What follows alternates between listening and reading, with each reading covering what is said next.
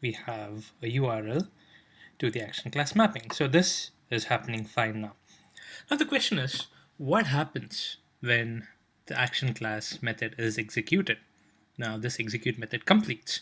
Now we have implemented sys out in our execute method, but that's not really the ideal way in which a web application communicates to an end user. The end user, the client, would like to see a HTML, and the way to see a HTML is by rendering a JSP, and of course using servlets as well, but now we're not going to be using servlets, we are using JSPs for the view.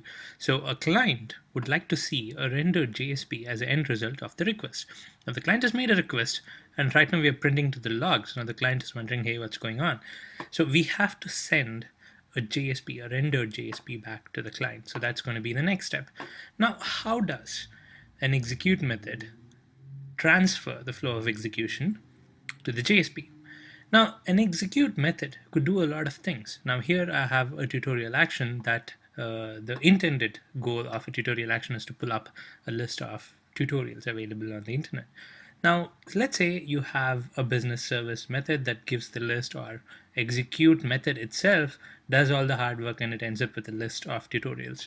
Now, it has to pass the control to a JSP that actually renders those tutorials in an HTML format. Now this could be an array list or some kind of a list in the method. You need a JSP to render that in HTML format and passed to the client. Now an execute method could pass the control to the JSP. Now let's say you have a JSP which says view tutorials or show tutorials.jsp. Now an execute method should say, hey, struts framework, I have the list of tutorials, now pass the control to that show tutorials.jsp. But that's not really ideal, because now let's say you change the name of the JSP to display tutorials, or somebody else did it. Now we have to go to this method and change the name over here, and of course rebuild and redeploy the entire application, which is a pain. So ideally this should actually be a configuration item. Well, that's not a problem. We can have an additional column over here which says JSP, and then the struts XML does all the mapping. So from a URL, go to an action class, execute this method in the action class, and go to the JSP. So URL action JSP, URL action JSP, URL action JSP. So this mapping could be there, but there is one problem. An execute method could end up displaying different results depending on different conditions, and you might want to display different JSPs. You might want to render different JSPs depending on how things go inside this execute method. One example that I can give you is, now let's say I have this get tutorial request that's being made. Now the tutorial actions execute method executes, and now if it gets the list of tutorials and everything is fine, it has to redirect to the show tutorials.jsp. You could configure that over here. But the problem is, if there's an error, there's some problem, it's not able to get the list of tutorials, then you might want to redirect to another JSP called as an error message.jsp, which displays an error message. So that should also be, that's also a potential JSP that could be displayed because of this tutorial action. And let's say this is a secured site. User has to log in to see this site. Now let's say there is no session available and this call is being made. You might want to redirect to a login.jsp. So there are 3 different JSPs that you would want this tutorial action to possibly redirect to. Of course, in one request, it's going to be just one JSP, but there are 3 different conditions, and there is a possibility that this execute method could redirect to 3 different JSPs in this scenario. So how do you deal with that? So the problem here is a JSP displayed depends on the result of the method execution, and then the same class may need to show different JSPs depending on different conditions. So what do we do when there is a situation like this? Well, the solution that the struts framework has proposed for this, and which is a part of the configuration, is that, well, you cannot really mention the JSP name in the execute, and you cannot really mention the JSP name in the XML because you would need the end result of the execute. So what the struts framework proposes is, first of all, have the JSPs in the struts XML, say there are 3 different JSPs that execute could possibly redirect to, then configure all the 3 JSPs over here. And secondly, the execute method knows what JSP to call depending on how things go in the in the method. So depending on that, let the execute method return some kind of a code which indicates which JSP to call. So it's going to be something like this. The execute method returns, let's say, a success or a failure, and there is a specific JSP mapped to each condition that the execute method returns. In case of a success, there is a JSP. In case of a failure, there's a JSP. So it's very simple. An execute method executes, returns a code, and a code is mapped to a JSP, and that JSP executes. So this is the solution for the problem. So we do not have to mention the JSPs over here. The execute method does not have to worry about the JSPs. It just returns a particular code, and then based on that code, the right JSP, which is configured in the XML again, is used for rendering the results. So it could be something like this. You have a URL mapped to an action as usual, but then each action will have a particular code upon which a particular JSP has to get executed. So you could have n number of this for a particular action class. So depending on the result of the action class, if it returns a success, then you show success.jsp. If it returns a failure, you show an error.jsp. And if it returns, say, a no session code, depending on its check for a logged in session, if it returns a no session, redirect to a login.jsp. So this is an additional configuration that goes to the struts XML. Okay, back to Eclipse now. The first part of the configuration has already been achieved, a URL to an action mapping. Now, this mapping could have multiple code to JSP mappings. So that is actually a child of this action mapping. So you have something called as result. So in this result tag, I can specify the name of the JSP. So let me create a JSP because we don't have anything here. So I'll say new other, I want to create a JSP. I'll call this success.jsp. And I will just print success page. Very simple. So now I can show success.jsp as a result of tutorial action. So let me just do that. I will say success.jsp. Okay. Note that I've used a slash here because it's actually in the web directory. So the success.jsp is directly inside web, so the path is slash success.jsp. If you have another directory inside which you put the JSP, you can specify the path over here. Okay, so now this is the JSP. What about the code? Now I can specify the code over here using the name property. So let's say I have a code called success. So if the action class execute method returns me a code of success, display success.jsp. So this is the mapping of code to JSP. Now again, I can have multiple such mappings. I can have a failure code in which I display error.jsp. Now let's create a error.jsp as well so that we have that to use.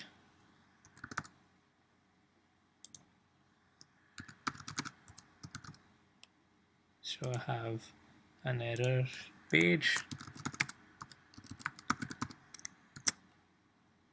Okay.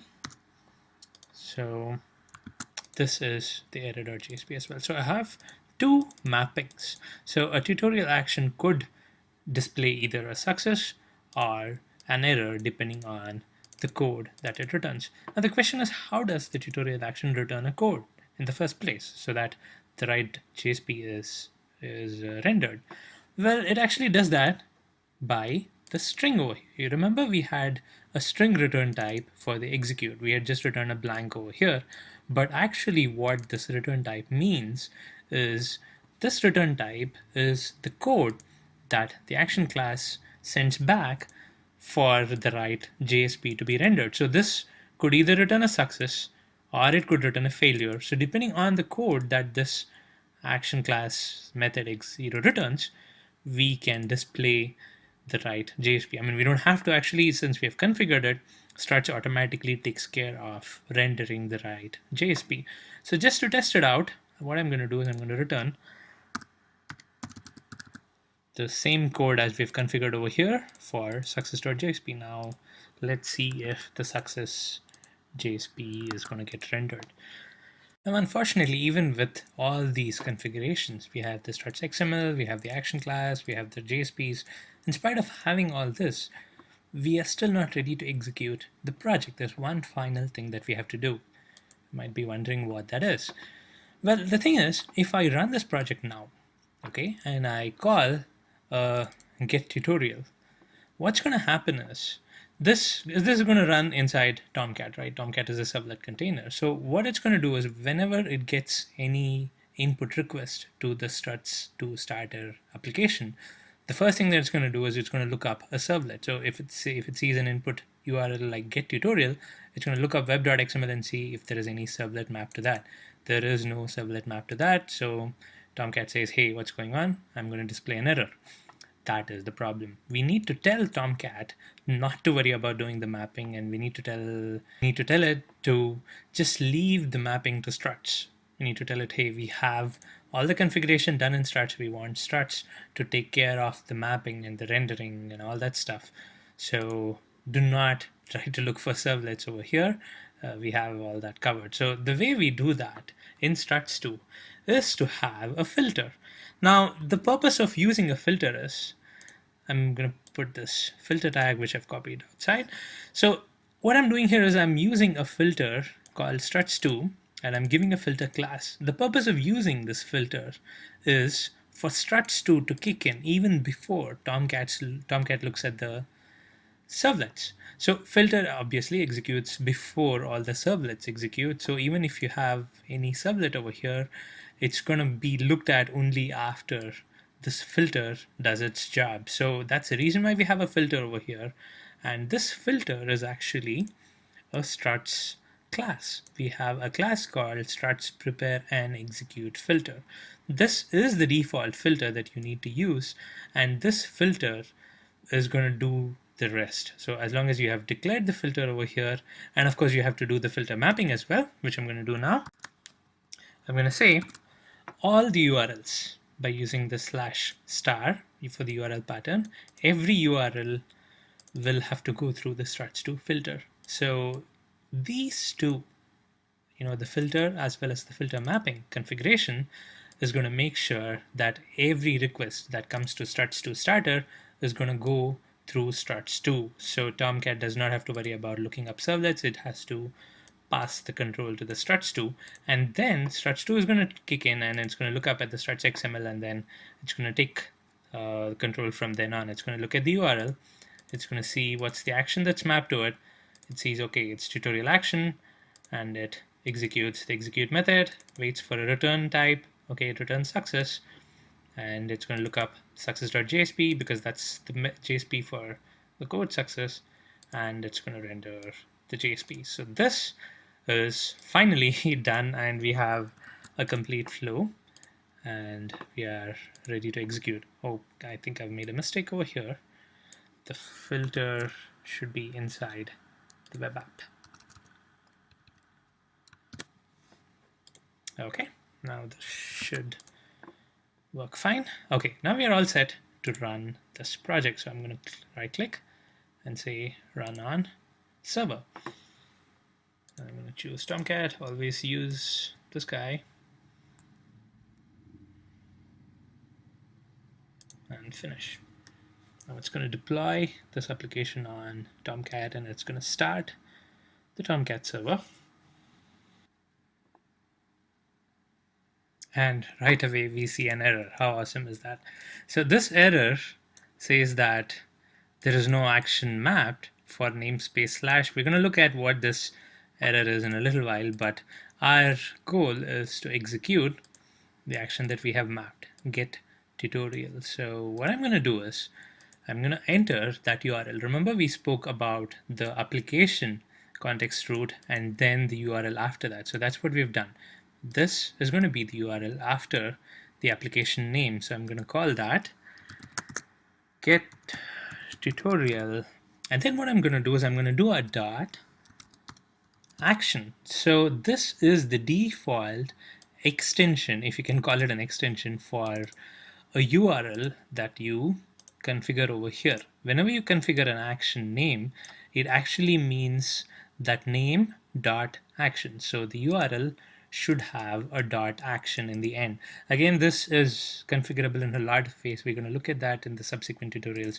But for now, the way to execute a particular action, to call a particular action in the URL, is to use the action name appended with dot action. So I'm going to use that and hit enter. And there you go. We have a success page, and we also have hello from execute, which means that our execute method has run, displayed, it's printed this message, and it has returned success, and that success has picked up our success.jsp, and our success.jsp has printed out success page. Now let's change this to error. Now let's say I want to change my class to return failure. And I'll save this. Now hopefully Tomcat is going to pick that up and do a hot deploy.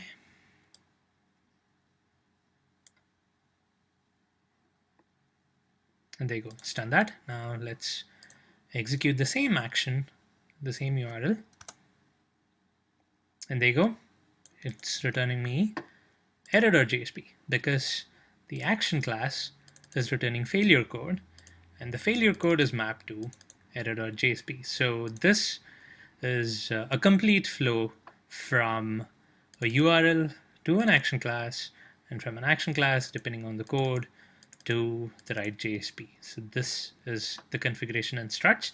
And the other configuration that we did was in web.xml, we added a filter and a filter mapping. So we added a filter called struts2, and the filter class was struts prepare and execute filter, and that filter was mapped to all URLs. So we had a /star, which means for any URL that is requested by this to this application, you want the struts2 filter to take over, and then this configuration is going to pick it up from there and call the right action classes in the JSPs. So this is our first struts2 web application. Writing this application, we've covered a lot of concepts. We've covered action classes, we've covered struts XML, and we've covered the action class result mapped to a JSPs, and we've also looked at the web.xml configuration for using the struts filter. I hope the concepts are clear now, at least at an initial level. We'll look at a lot of these concepts in much more detail in the subsequent tutorials. Thanks for watching.